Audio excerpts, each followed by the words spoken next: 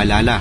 Ang video na ito ay ayon lamang sa aking sariling pananaliksik. Hindi ko nais na pilitin ang sino man na maniwala sa videong inyong matutunghayan. Kung hindi kayo kumbinsido sa mga impormasyon at taliwas ang inyong paniniwala sa kaalamang aking ilalahad, maaari kayong gumawa ng sarili ninyong pagsisiyasat para sa inyong kakontentuhan. Ang videong ito ay gabay lamang sa mas malalim na kaalaman at pag-intindi at hindi gawa ng isang profesional. Naniniwala ako na malaya tayong magbigay ng opinyon at suhestyon bilang malayang mamamayan ng Pilipinas. Maraming salamat po.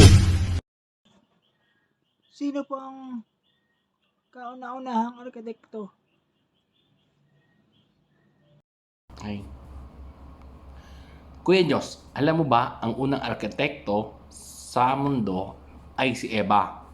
Kaya po si Eva ang unang arkitekto dahil siya po ang kauna-unahang nagpatayo.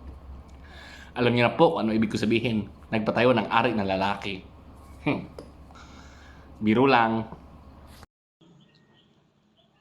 Kuya, pwede pa po ba isang tanong? Sige Kuya Diyos, ano yun?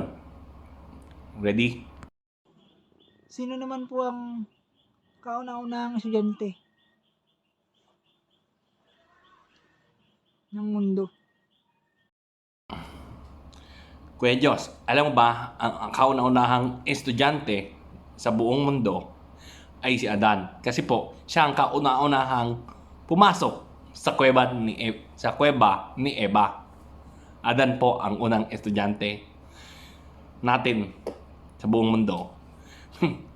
Kung natawa ka dito sa joke na to, maraming salamat Kuya Diyos and thank you. Bye.